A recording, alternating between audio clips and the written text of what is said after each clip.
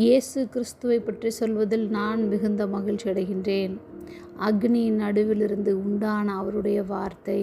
உபாகமம் 4:36. உன்னை உபதேசிக்கும்படிக்கு அவர் வானத்திலிருந்து தமது சத்தத்தை உனக்கு கேட்க பண்ணி பூமியிலே தமது பெரிய அக்னியை உனக்கு காண்பித்தார்.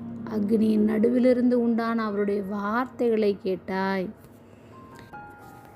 இஸ்ரவேல் ஜனங்களுக்கு பல சோதனைகள் வந்தபோதும் வாதைகள் நேர்ந்தாலும் அவர்களை அற்புதங்களாலும் அடையாளங்களிலாலும் விடுவித்த தேவன் அவர்களுக்கென்று சில கற்பனைகளையும் நியமங்களையும் கொடுத்தார்.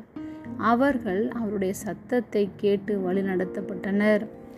நாமும் கேட்கும் போது நமக்கு ஏற்படுகின்ற எல்லா சோதனைகளிலிருந்தும் வியாதிகளிலிருந்தும் கஷ்டங்களிலிருந்தும் நம்மையும் விடுவிக்கிறார். அவருடைய வல்லமைகள் இன்றும் குறையவில்லை. அவரது கிருபை என்றென்றும் மாறாதது.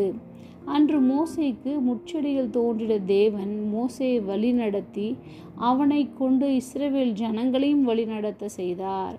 இன்று நாமும் அக்னி ஊடாய் நடந்தாலும் அக்னியின் நடுவே இருந்து புறப்பட்டு வருகிற சத்தத்தை நம்முடைய இருதயத்தில் உணர்ந்து கொள்வோமானால் நிச்சயமாக நம்முடைய சோதனைகள் எல்லாம் சாதனைகளாகும். வேதனைகளை மறந்து அவரையே ஆராதனையும் செய்வோம். ஜெபம். அன்பின் பரம தகப்பனை எப்பொழுதும் எங்களோடு கூட இருக்கிறவராகவே இருக்கிறவரே, அக்னியின் நடுவிலிருந்து உண்டான உம்முடைய வார்த்தைகளுக்காக நாங்கள் நன்றி செலுத்துகிறோம். இயேசுவின் நாமத்தில் பிதாவே, ஆமேன்.